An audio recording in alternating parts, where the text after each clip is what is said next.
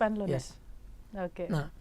And మీ ఇంతకు ముందు కూడా మీరు చాలా సాంగ్స్ అన్నది మీరు చేశారు. బట్ ఇక్కడ ఏంటంటే పాటలు లిరిక్స్ కన్నా కూడా ఎక్కువగా ట్యూన్ బాగా హైలైట్ అయింది. ఆ బీట్ కానీ ట్యూన్ కానీ, అంటే లిరిక్స్ కొంచెం తగ్గినట్టు అనిపించింది. అది నిజమే కదా?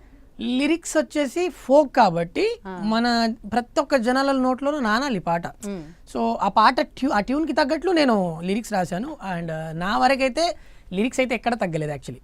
నా ఫేవరెట్ లైన్లు 2 ఉంటాయి ఇందులో ఎండింగ్లో. రాయే రాయే పిల్ల రచమాని సచ్చిపోని నా ప్రేమ చూడు గుండెల్లా కాని కాని బొలగా కంచదించి ప్రేమ వంచి అడుగైతా నీ అడుగుల్లా. యాక్చువల్లీ ఇది ఒక నాకు తెలిసి చాలా వరకు నాకు నా ఫేవరెట్ లైన్స్ ఇవి. ఓకే. ఎందుకంటే చాలా అద్భుతంగా పడ్డాయి అవి. రాయే రాయే పిల్ల రచ్చమాని సచ్చిపోని నా ప్రేమ చూడు గుండెల్లా, అంటే నా ప్రేమ ఎప్పటికీ చచ్చిపోదు, ఇక నా చావని ప్రేమ చూడు నా గుండెల్లో చూడు అని చెప్పి అన్నప్పుడు అమ్మాయి కాని కాని పొలగా కంచదించి ప్రేమ వంచి, కంచదించి అంటే ఆమె ఆ పంతం వదిలేసి ప్రేమ వంచి అడుగైతా నీ అడుగుల్లా, అంటే లైక్ నేను మ్యారేజ్ చేసుకుంటాని ఆమె అగ్రీ చేస్తుంది.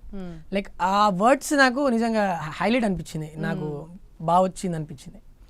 కానీ ఫస్ట్ లో అంతా బొంబాయికి రమ్మని చెప్పారు, మరి లాస్ట్ లో మళ్ళీ హైదరాబాద్కి తీసుకొచ్చేసారు. అంటే ఇంకా తీసుకురాలేదు, ఇంకా ఇవి చాలా ఉన్నాయండి, పార్ట్ 10 వరకు చేయొచ్చు. ఓకే.